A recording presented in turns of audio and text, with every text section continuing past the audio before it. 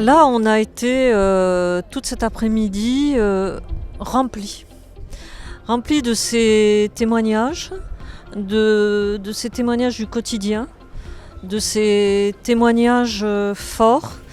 Et cela accompagne aussi la salle dans son questionnement.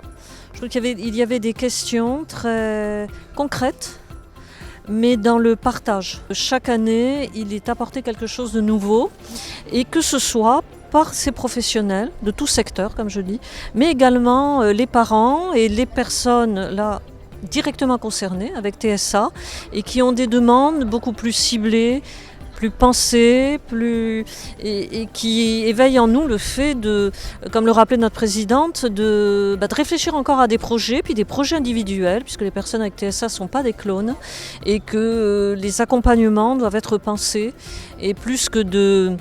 Bien sûr, on a parlé de gestion de structures, d'établissements, mais ces établissements, et heureusement à ces hommes, bon, rien n'est parfait, je rejoins tout à fait ce qui a été dit, mais c'est quand même beaucoup tourné vers l'extérieur et d'être surtout à l'écoute de choses nouvelles qui nous paraîtront plus nouvelles dans quelques temps et ils feront partie du quotidien et des accompagnements. Mais en même temps, c'est à chaque fois on monte une marche dans le bon sens. Et cela nous aide aussi à faire notre propre autocritique et de pouvoir faire des propositions vraiment adaptées.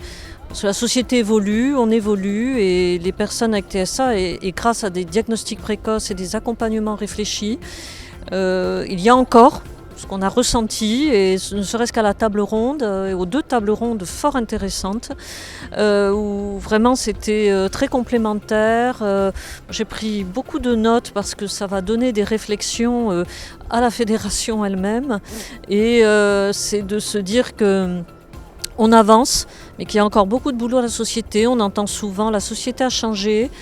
Attention, lorsqu'on a un peu peur économiquement, on a parlé de la dureté du monde du travail et qui peut être encore plus difficile pour les personnes avec TSA, dites vulnérables. Moi je les trouve très fortes, mais bon, elles sont dites plus vulnérables, et la société peut devenir plus dure.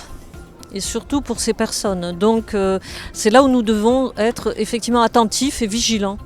Comme cela a été rappelé en clôture par notre présidente, on doit être vigilant à la bienveillance, à du réalisme, et puis ne pas avoir peur de propositions qui au départ peuvent poser question et en fin de compte qui sont tout à fait adaptées.